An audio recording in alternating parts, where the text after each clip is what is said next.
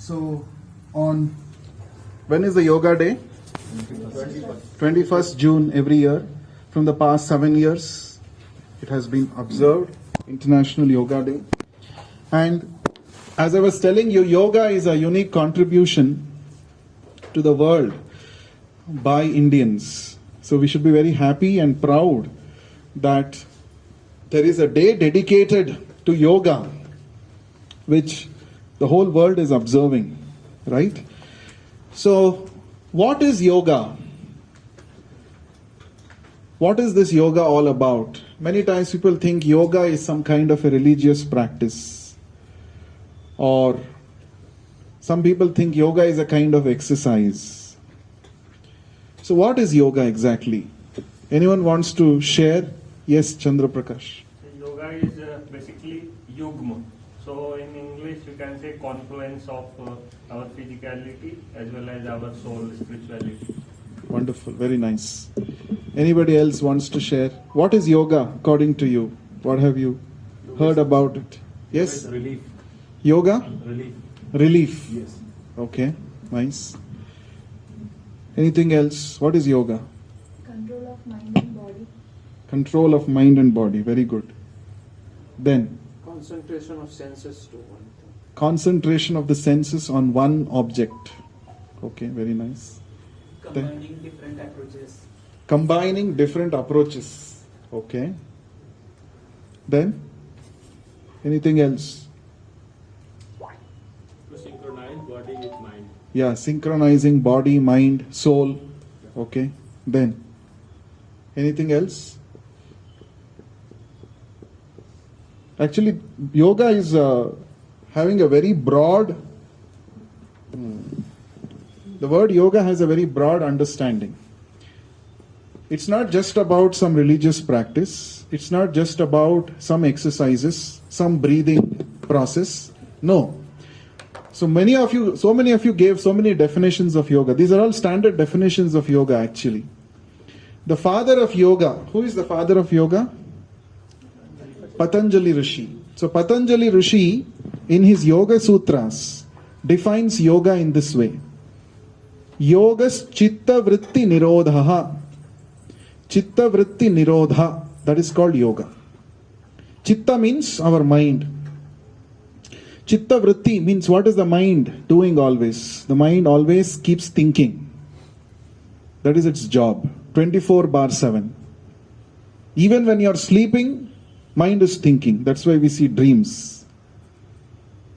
Isn't it? So body might be taking rest, but the mind is going on always. The mind many times, keeps chattering without any proper aim, keeps wandering.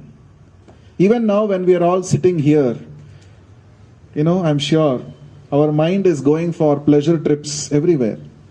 Mind is not here. Physically we may be present here, but mind is going on its own jolly ride, pleasure trips everywhere. Yes or no?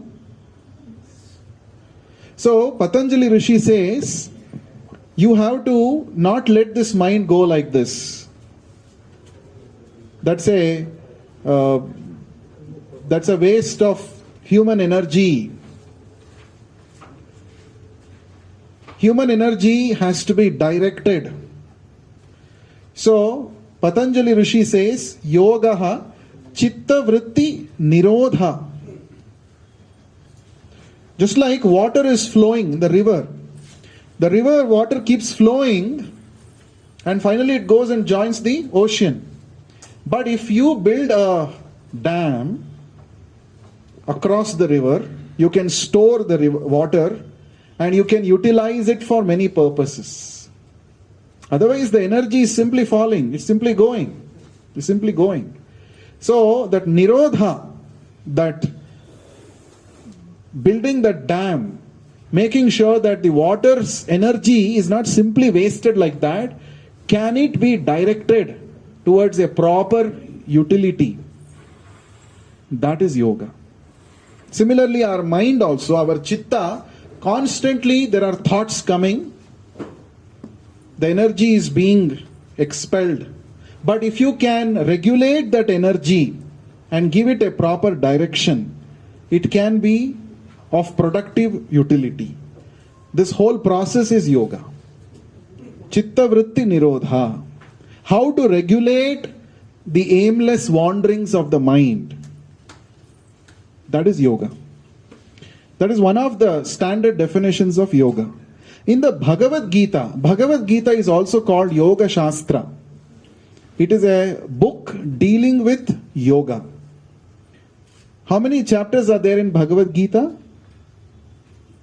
Anyone? 18 chapters. Do you know that each chapter of Bhagavad Gita is called a yoga? The first chapter is called Arjuna Vishada Yoga. The second chapter is called Sankhya Yoga. The third chapter is called Karma Yoga. The fourth chapter is called Jnana Yoga. The fifth chapter is called Karma Sannyasa Yoga. Like this, each system, each chapter of Bhagavad Gita itself is called a yoga. So, yoga means regulating the mind, number one. Another definition of yoga from the etymology of this word. The word yoga in Sanskrit is derived from the root word dhatu called yuj dhatu. Yuj means to link, to connect. So yoga means it's a linking process. That means yoga is a linking process. Linking what and what? Linking ourself with the Supreme Self. That is yoga. We are also self, we are Atma, and there is the Supreme Atma, the Paramatma. The Atma and the Paramatma have to be connected. Why it has to be connected? Why the Atma has to be connected with the Paramatma? Why? Because originally we are spiritual entities. And we can function very well if we have the spiritual energy activated within us.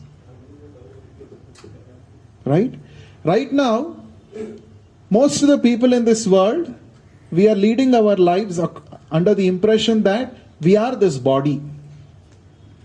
And if I simply take care of the needs of this body, I can be happy, satisfied.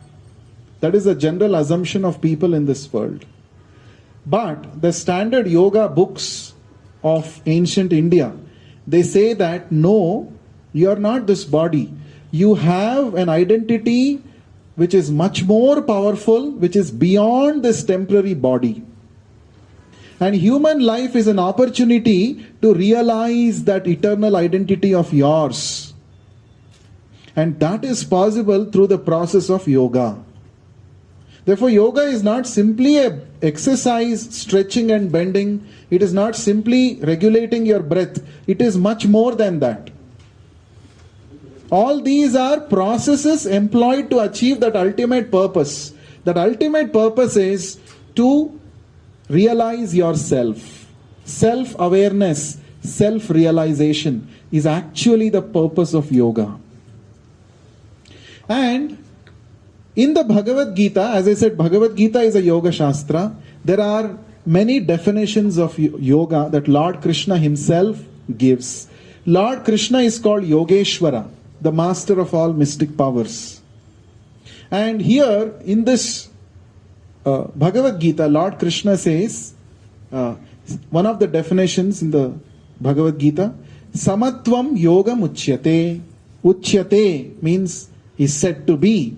Samatvam yoga uchyate. Yoga means to attain equanimity. Samatvam. What do you mean by samatvam? Again, this has got to do with our internal environment, our thinking process. What is that? Sometimes when we achieve things which are very pleasurable, which give us immediate pleasure and joy, we become very elated. We become excited. Isn't it? And when we meet things, when we come across things which are not very nice, we become depressed. That means our external situations are dictating our life. It's like a remote control. Somebody is pressing buttons from outside and we are dancing. Some very nice thing is happening, we have become very happy. It's like puppet show. You know, puppets, have you seen puppets? Puppets cannot move on their own. Someone has to pull the strings. The way the person pulls the strings, the puppet's hands and legs also will move. Now currently our situation is like that. There are invisible strings which are making us move. They are dictating, yeah, this situation is very nice. Now you dance, now you party hard, now you become happy. Oh, this situation is very bad. Now you should actually go into depression. You should say that this world is useless. You should enter some zone. You know, this is how our response and reactions to things around us, our mind is dictating to us. And we are just following the dictations of the mind. But Lord Krishna says you cannot be happy if you are dictated by the mind. What you should do is, you should be able to dictate the mind. So you should attain a status called samatvam, equanimity. Equanimity means what? Whether there is happiness or distress, whether there is success or failure, whether there is victory or defeat, in all circumstances, I am the same. My internal environment remains the same. There is a term for this in English that's called resilience.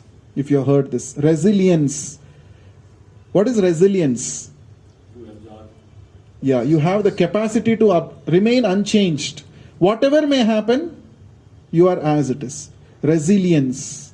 Now this is actually yoga. Yoga means a state of existence where you are resilient to external changes.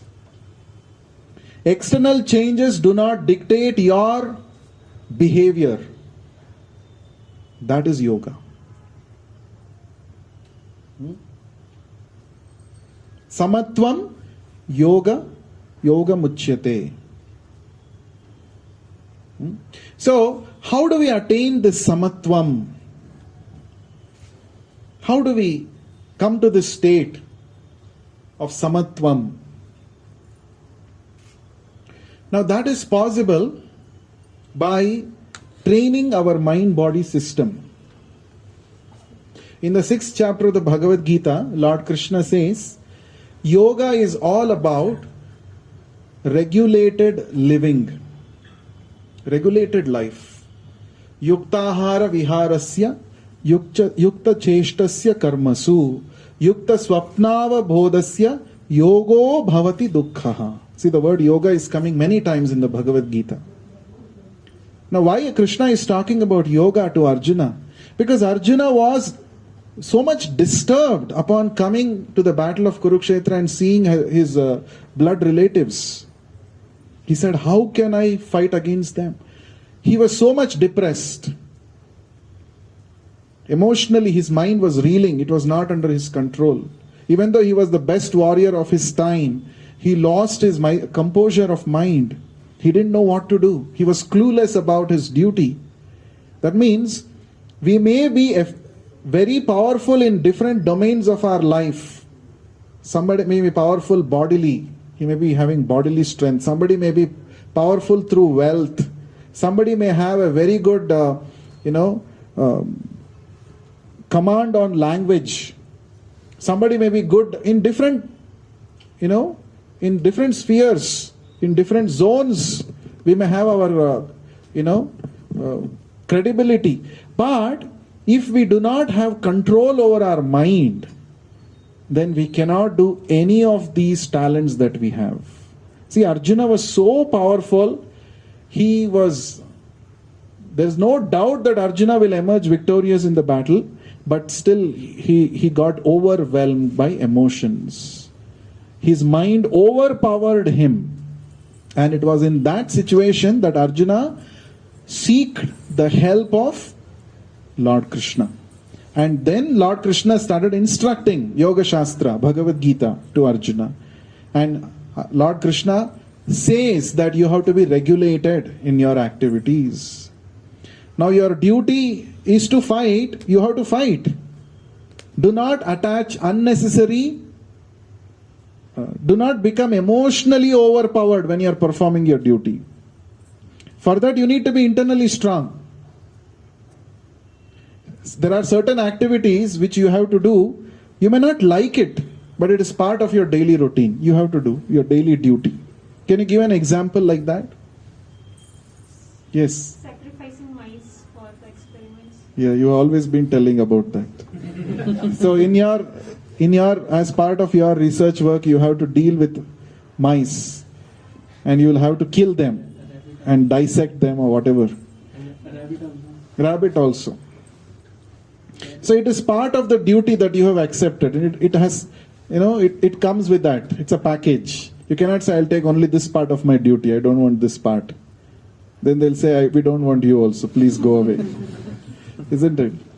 So many times we may not have choices like that. But while you're dissecting what is going on in your mind, so you feel very, oh, what is this? Finally, I have to do this. So much of mental botheration. It is there. Because why? Because we are not some robots, no? A robot probably, if you program a robot to dissect a mice, it will not feel anything. In fact, it can dissect a human being also. Okay? It will not even feel anything because it has no feelings and emotions. But we humans have feelings and emotions. Last week we were talking about how to deal with emotions, isn't it? So we have emotions, add colors to our life. It is something which makes our life vibrant. But at the same time, we should know how to control our emotions. Not that we get controlled by emotions. Isn't it? So that practice, that wisdom, which will help us to take control over our emotions, over our mental situation, that is called yoga. It's not that if you become a yogi, you will become stone-hearted. No. You will still have emotions, but you will not know how to use emotions, how much to bring out emotions, and for what purpose it has to be used. That means emotions are powerful tools, but you will use them as per your desire. That is yoga. That means finally, what are we trying to say through this yoga practice? How can this state be achieved? This samatvam, sthita prajna stage that Bhagavad Gita talks about. How to achieve this? So there are various stages to practice this. At various levels we can practice this. There are 3 levels primarily in which we can practice equanimity. The first level is the physical level. At the level of our body. See, for example, suppose you are sitting and listening to me. You're all sitting and listening to me. Now you can have this kind of a body language. Or you can have this kind of a body language also. Now, does body language has anything to do with your attention? If you actually notice, yes. If you actually sit straight and try to focus nicely, you will be able to better absorb. You will be able to better pay attention. Rather than like this. This is a very casual. I'm not saying you should not do this. Because I know it's not easy for us to sit like this for 1 hour continuously or whatever. But sometimes we try to do this. But you see, there is a difference. I remember in my school days, I had this habit of lying down on the bed and reading the book. Every time my mother used to come and scold me, what is this? Is this the way you're reading? My argument was, finally I'm reading only, no? Whatever I'm supposed to read, I'm reading. Whether I sit and read or sleep and read, what is your problem, my mother? No, but my mother said, no, that is not the way. You have to give respect to the book, its knowledge. You have to sit and read like this. So, now I understand. See that now the understanding, many times what happens is, in India, people think it's all rituals. Oh, ritual, you have to sit like this. Mother Saraswati, book means Saraswati, you have to sit like this and read. That is how we have been told. But there is another angle to it. What is that? You will be able to better pay attention when you sit in a particular posture. Yes or no? This sounds more logical to us. Mother Saraswati wala is not logical for us. Oh, so what? I'll sit also and I'll read, or sleep and read. What is there? Same thing only. Is the content going to change if I sit and read? Content of the book will remain the same. But my ability to grasp, my attention will be better when I sit like this. Isn't it? Now when you go to this, all of us also would have done this in our NCC or in our, what do you call that? Parade march, Independence Day. As students, we all used to be part of it. Standard T's, attention, when the command comes, there is a kind of, attention means I have to pay attention now, to stand straight like this. See, that brings in our body language brings in an impact on our mind. You can observe this actually. The body language has an impact on the mind. Finally, yoga means what? Chitta vritti nirodha. I have to control the wanderings of the mind. At bodily level also I can control. How? By certain postures. Now that is the whole philosophy behind the asanas, yoga-asanas. So yoga-asana, so there is Padmasana, Sukhasana, Vajrasana. There are various hundreds and hundreds of asanas. What are you trying to do through all these asanas? Is what is outside is what is going to reflect inside. If I am able to command my body through these asanas and make it flexible, it is going to have an impact on my mind also. Plus, additional benefit is body will be healthy if you do those asanas. Right? So how many of us do asanas? Sometimes at least. Okay. But what about others? I think you don't know. All of us do one asana every day. Shavasana. You don't have to actually go through any training for this. Actually, don't think Shavasana is so easy. Our sleeping is not Shavasana. But anyway, it is taken on a lighter note like that. Oh, I am also doing. Now, Shavasana means it's a corpse position, right? Without movement, you have to just remain there for some time. Without movement. Yoga is all about stillness. Many times, nowadays, people have invented many types of yoga. Power yoga, they say. They're doing yoga like exercise. Yoga is not supposed to be done like exercise. Sometimes there are new types of yoga. Doga. Have you heard this? This is very famous in the Western countries. Doga means what? You come and bring your dog along with you. And you do yoga, dog also will imitate what you're doing. That is called doga. I'm serious about it. How many of you knew this? Doga. Oh, it is very famous. There are many videos about this on YouTube. Doga, if you type. Yoga along with dog. Doga. Now we don't have to do all that. Anyway, so the point is, yoga is not supposed to be done like exercises. It is actually to bring stillness.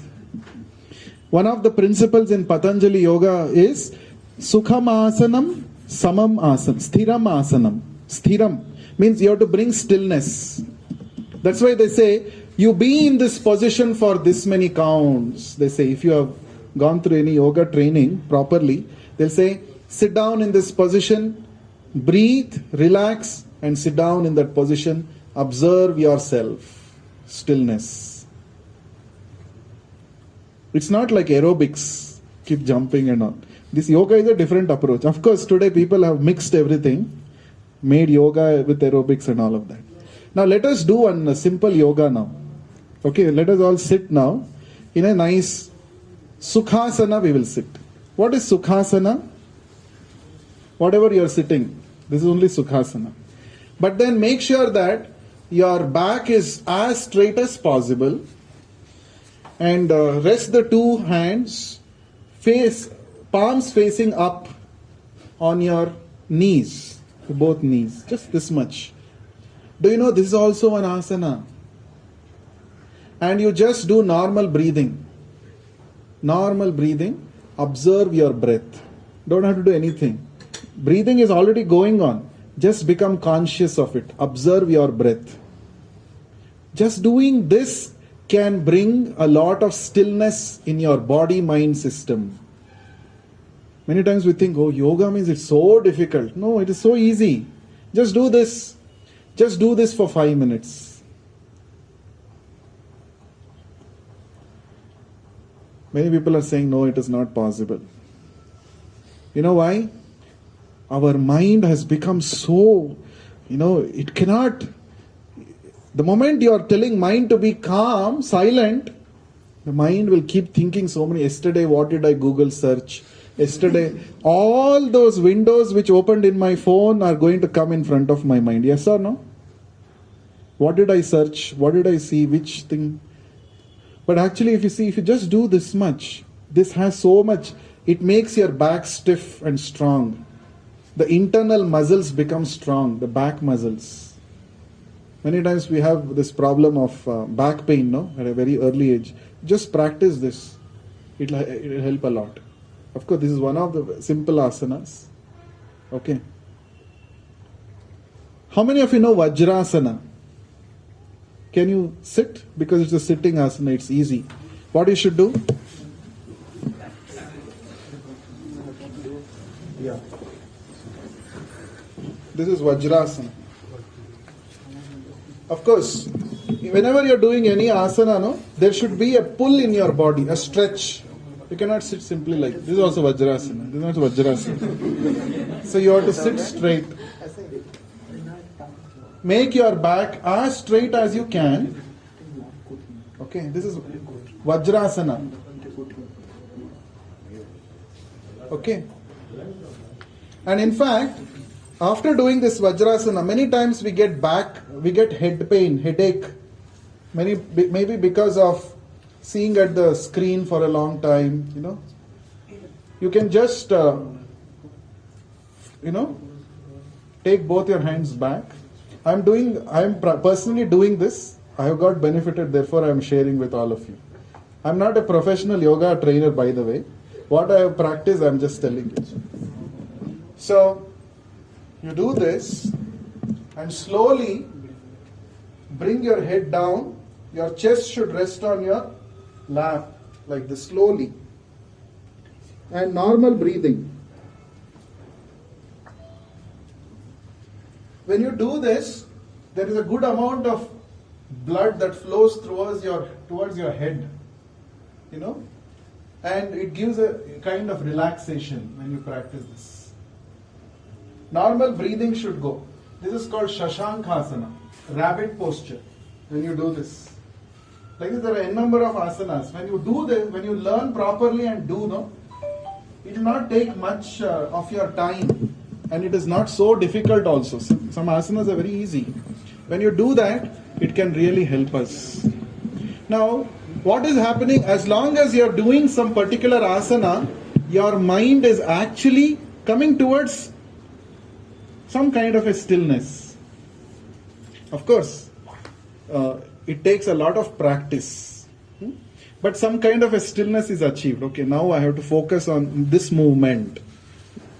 And most of the asanas, whenever you do any asanas, very important that you focus on breathing.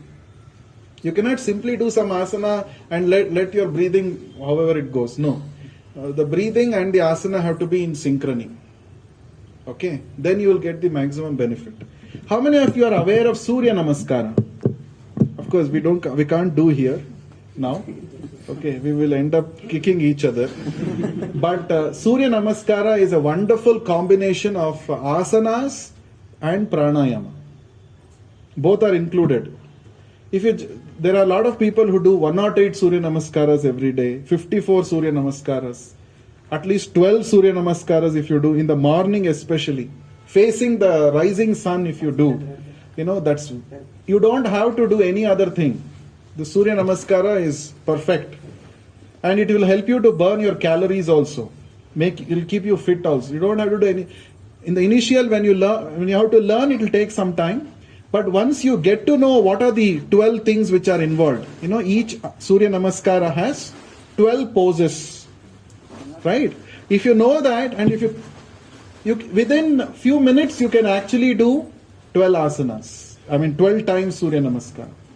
So Surya Namaskara is also a very effective way. So when you are doing Surya Namaskara, what is happening? The energy centers of your body are also getting activated. There's a lot of science and research behind this. And when you practice this, you will actually reap the benefits. But one thing is consistency. If you want to achieve benefit in any of these, consistently you have to do. Not that jab man laga International Yoga Day mein selfie kheenchna tha. So I am also doing yoga and just took a selfie and put it on the Facebook. Over. Next International Yoga Day, we will see. Then it will not work. Then you will not get any benefit. So what we did now, asanas, is on the bodily level. Okay. Now next level is mental level. Now there has in yoga-sastras, it is said that you can all come back to Sukhasana. If you want continue to Vajrasana, you can continue also, no problem. So in the yoga, according to the yoga understanding, the breath, the fastness and slowness of your breath is directly proportional to the rate at which your mind is changing from one thought to another thought.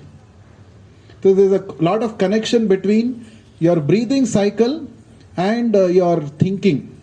Suppose you are so much in anxiety, you might have observed your breathing automatically increases. So much you're anxious. Have you observed?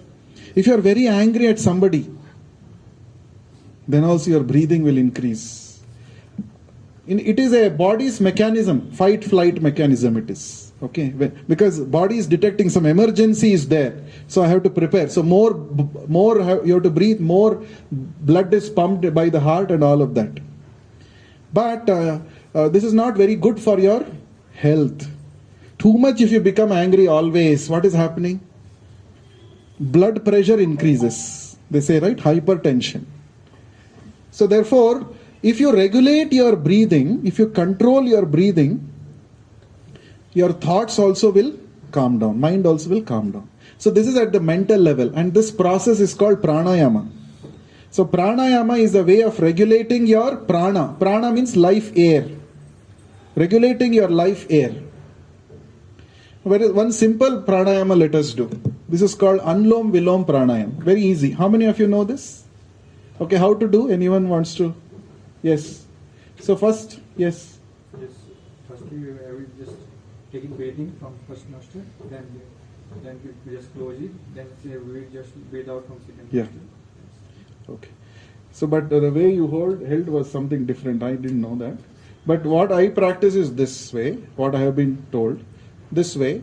We are going to use this thumb and the little finger to close the nostrils like this. So first, there is something called Chandra Nadi and Surya Nadi. I will not go into all those details, but we'll just see the application. That is more important for us, isn't it? So first, we close the right nostril and empty everything which is there, empty all the air which is there in the lungs through the left one. Empty it.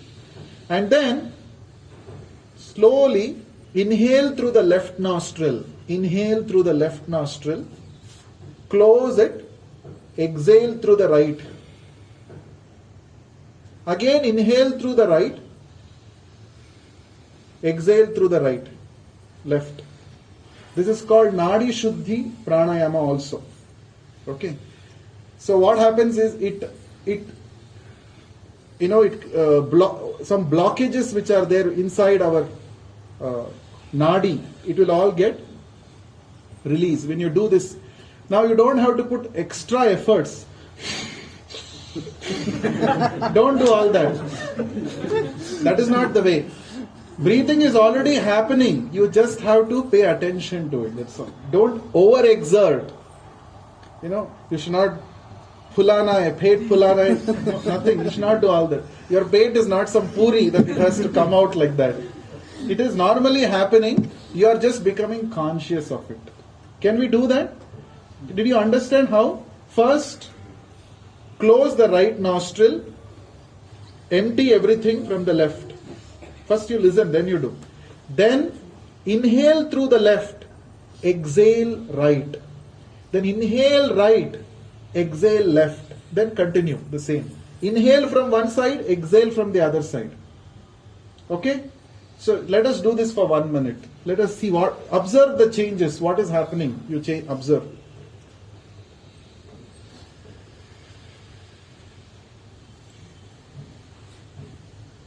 You don't have to produce the sound of breathing.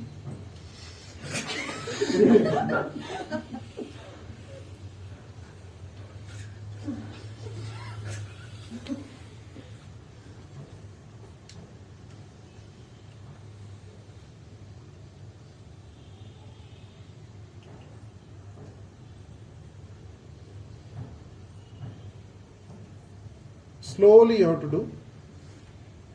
And sit straight and do.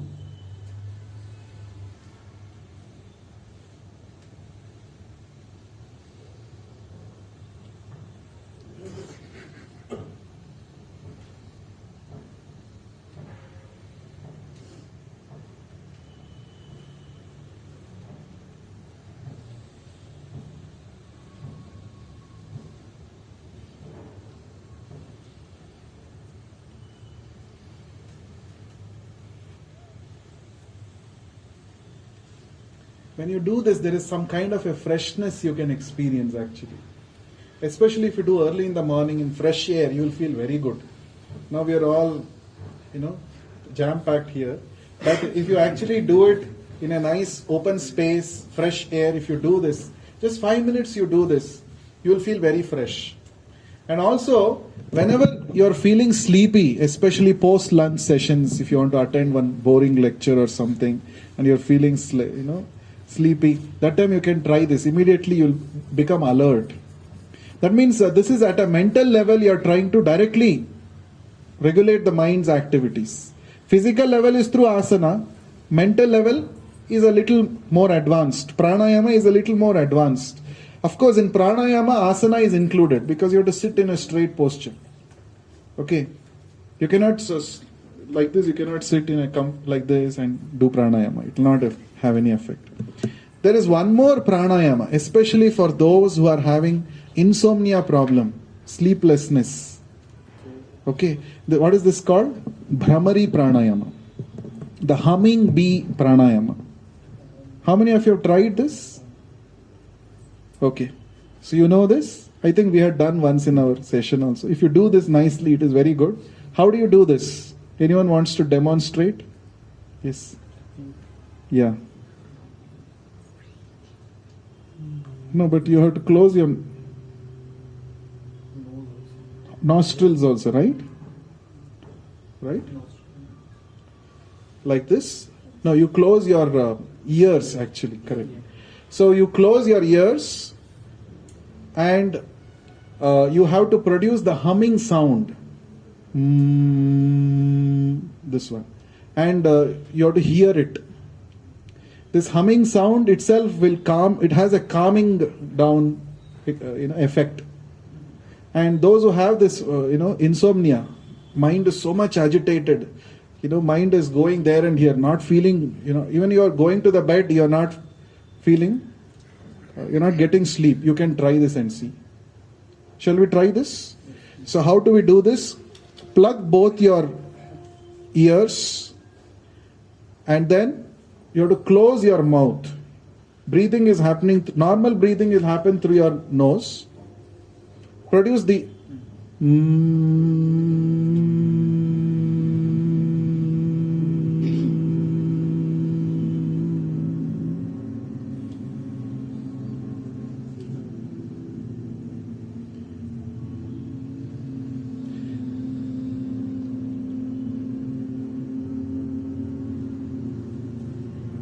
in fact, in one go, how long you're able to elongate that directly shows you your lung capacity.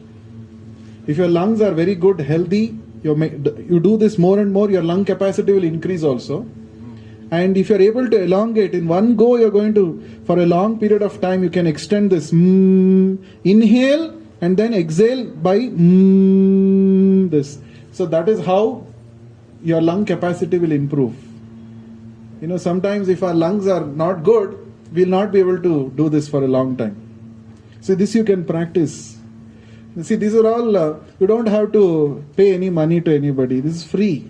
See how our ancient Indians are so intelligent. Today we have multi-speciality hospitals. You have to pay so much money to those hospitals, right? And still there is no guarantee that we have good health. But our ancients, they didn't have any multi-speciality hospitals and this much all. But they used to practice these simple things and they were so healthy. Isn't it? So can we also inculcate these things every day? 5 minutes pranayama, 5 minutes some asana. You may take 1 or 2 asanas. In a month, you can just do 2 asanas. Just allocate 5 minutes.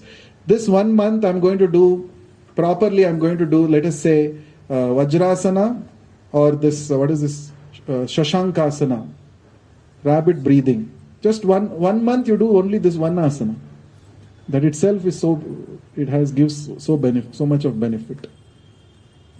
And then pranayama 5 minutes. Anlom Vilom pranayama. There are many types of pranayama. This is one is easiest one. Anlom Vilom, and then this Brahmari pranayama. There are so many videos on YouTube. You can see and watch and do also. So we saw yoga at 2 levels now. Physical level, mental level. Now there is one more very important aspect of our existence. Of course, we have this body, we have the mind. But beyond the body and mind, we are actually the soul. Our real identity is, we are soul. Aham Brahmasmi means what? I am Brahman. Brahma means what? Beyond this body and mind. Body and mind are subjected to destruction. But Brahma is not subjected to destruction. It is eternal. It is part of God. I am part of God. See, no philosophy in this world tells you that you are part of God. It is only Indian philosophy which tells you this. That means inherently I am pure. Right now I have got contaminated. That is why I am not able to realize my true potential. But inherently, deep within my real self is actually pure. Now, yoga practice which is done on the soul platform, it is meant to reawaken ourselves to that original pure state. To come back to the original pure state. That is the yoga for soul. What we did now, asana and pranayama, yes, it will help to regulate our bodily and physical level activities. But finally, I am not this body and mind. I have to transcend the body and mind. For that, I have to do something for the soul. For that, you should know what is the need of the soul. For example, we know what is the need of the body. Body needs food, body needs rest. At least these two, very important for the body. We cannot neglect. If we neglect, we'll fall sick. Bodily sickness, we all have experienced. We don't want to become sick. Therefore, we at least take care of our body. Mind also can fall sick. What is that? Mind can fall sick. Overthinking is one disease of the mind. Too much analysis, paralysis. That is also, it is one sickness of the mind. As soon as you see somebody keep judging about that person, this person, like this, like this. So much judgment is going on. That means mind has fallen sick. Of course, we should not be so, that we can't even know who is a person, Of course, that who is good, who is bad, that ability is required. But if you do too much, then it becomes a bad habit. And every time you're not judging the person as a person, you're not seeing the person as a person, you're always seeing through those different glasses. That means mind has fallen sick. Depression is a sickness of the mind. Why? Why people get depressed? What is that? What is the disease there? There is some expectation, and the expectation is not fulfilled according to their desire. Then they say, I don't want this life. There is nothing in this life. They lost purpose in life. That is depression. That's a mental disease. But there is cure. The good point is there is cure. So we should not, there is a kind of stigma attached to this depression or any mental disorders. Oh, this person, this is wrong actually. Just like body falls sick, mind also can fall sick. When you have a machine, some part of the machine may go wrong at some point of time. No, you should do some, keep doing. What do you call that? Every now and then you have to do what for your car? Maintenance, servicing. So every day if you do yoga for the body and mind, it is servicing. People who actually do this yoga, there is according to a research, people can also come out of extreme depression by doing pranayama, by doing this yoga-asanas. Now more than that, the process that I am going to tell you now, for the soul, that is very, very much recommended, very beneficial. So what is the need of the soul? We have to understand. That is what I was telling.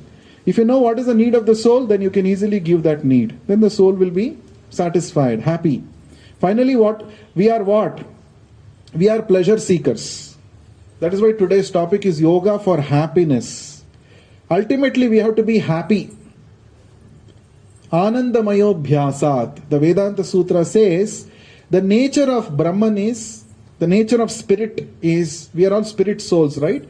The nature of spirit soul is we seek ananda. We seek pleasure. That is a trait of the soul. That is in the DNA of the soul. We always seek happiness. But when we seek happiness on the bodily and mental level, no doubt you get happiness, but it is not everlasting. It is temporary. Therefore, even after achieving something which promises you happiness, you are not satisfied. Again, you go and try to run behind something else. Isn't it? That is what we are doing. The pleasure hunt.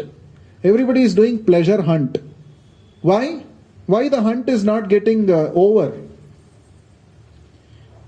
Why? Why the hunt is not getting over? Why always we keep searching for pleasure? Maybe this will give me pleasure, that will give me pleasure, maybe this way, that way. Why? Because we are only dabbling with the body and mental platform pleasures. Bodily pleasures and mental pleasures, they are temporary. They will give you some pleasure, but it is temporary. It is not long lasting, which the soul is actually looking for. The soul is looking for permanent happiness, permanent peace, permanent ananda. That you cannot achieve on the bodily and mental platforms. So if you want to experience that real happiness which the soul is seeking, you have to elevate your consciousness. That is the only way. Elevating consciousness. What do you mean by this, elevating consciousness? What do you mean by that? I'll give you an example. See, all of us in our childhood, all of us have played with toys, one or the other kind of toys. What kind of toys? Say some truck, some scooter, some truck, something, some car, remote control car, yes. We were so fascinated by that, Oh, I have a remote car. And then when children of, neighborhood children would come and do racing, which car will go fast? I remember we used to have small cars and we will have a car race. We will push the car, we'll see which car will go fast. We used to have a race. Isn't it? Now, do we do that anymore? Why? Now also sophisticated remote control cars are available. Why don't we do it now? Of course, somebody may do it now also. There's nothing wrong in it. Nothing wrong. I'm just giving an example. But why we grow up after some, we say we have grown up. Why don't those toys anymore give us the same pleasure? Why are we not fascinated with that cars anymore? Why? Have you thought about it? Has anyone thought about this? See, earlier toys were, I was running behind toys. I used to pester my father, buy this toys and give me. Now toys are available in front of me, but I don't even bother to look at it. Why? What has happened? We have got the Time real desires test. change. We get bored by same things. We want to change. We have got the real Bored, test. okay. We have got the original car. You want an original car now. Yes. No, that's true. That's true. We want a real car now. What does it mean? We have understood that our intelligence has grown up or matured now. A toy car se kuch nahi kaam chलने वाला. I want real car, yeah. Real car is having real value in this world. If I have to go from one place to another place, will I use this toy car? When I was in my bachpan, I used to think like that. This toy car is all in all. But now I know. That means you have grown up, you say. This is just a gross example for elevation of consciousness. Elevation of consciousness. Not necessarily because you got bored out of it. That may also be one of the reasons. But primarily, it is because now you have discovered the real worth of something which is more worthier than a toy car. That's why you don't run behind toy car. Isn't it? In the same way, elevating consciousness means, okay, bodily pleasures are there, mental pleasures are there. But above that what? What next? What next? I have to graduate, no? I have to elevate, I have to go to the next level. For how long will I keep stuck with the bodily pleasures which give me temporary happiness? I have to grow up. So, self-realization is all about growing up. Bodily pleasures, no doubt they are there, but that is not the highest pleasure. What is next? What is next? That is human inquisitiveness. So, Bhagavad Gita says that unless we come to that kind of pleasure, which transcends the limitations of bodily and mental pleasures, we have actually not come to exploring the real potential of human life. Human life, we have this potential to explore atindriya sukham. Atindriya sukham. Now all of us, we are only running behind indriya sukham. Indriya means what? Sensual pleasure. Sensual pleasure, no doubt, gives us pleasure. But it has limitations. It is temporary. It is, not always available. And after some time you feel that, oh, this much only. Yeah, for this I have to do so much. That means, what is next? What is next? So that is atindriya sukham. The sukham beyond our indriyas. Now that is possible when we connect with the Supreme Lord. So as I said, yoga means to connect ourselves with the Lord. And the ultimate process by which we connect ourselves with the Lord, the easiest process recommended for this age of Kali Yuga, is the mantra yoga process. The mantra Rupi Narayana, it is said. The Lord is not different from His name. So when you chant the name of the Lord, you are directly associating with the Lord. So what happens? Through this gradual practice of these three things you will get. One is Atma Bala. Atma Bala means the internal strength to face any kinds of difficulties. Then Atma Jnana, you get the knowledge, you get realization of truths around us. That is Atma Jnana. And third is Atma Ananda, which we are actually looking for. The pleasure, the real happiness. Just by chanting the names of the Lord, you can experience this pleasure. For that we need to invest some little faith and practice this. This is the soul yoga. Soul yoga. Yoga for soul. It is very simple. We chant Hare Krishna, Krishna Krishna, Hare Hare, Hare Rama, Rama Rama, Hare Hare. Chant and hear each word of the mantra. So there is a kind of alertness of the mind which has to be applied there. And then, without gap, continuously chant and hear. Through this process, we can actually regulate our body, our mind, and the soul ultimately. and it will be in unison with the Supreme Atma, the Paramatma. So this is the yoga for soul, which is recommended in the Vedic scriptures, especially for this age of Kali Yuga. So shall we do a practice now, practical of the yoga for soul? Yes? Yes, no? Yes. Okay. How many of you come for the first time today? I see a lot of people. First time. Put your hand up. 1, 2, 3, 4. Okay. Can you please introduce yourself? What's your name? Seva Brata. Seva Brata. Seva Brata. Okay. You're from which branch?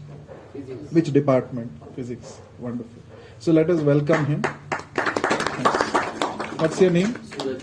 Suraj. You're from Aerospace. Aerospace department. Good. Welcome. And then, yes, yourself. I'm Ashutosh from mechanical. Ashutosh. I attended previous sessions, but this time is like a long time. After a long time. Please welcome back. Yeah. What's your name? Sundar Ram. Sundaram. You're from? E department. Wonderful. Welcome. So, right now, shall we practice this mantra meditation? Okay. So, mantra meditation is directly on the soul platform. Okay. So,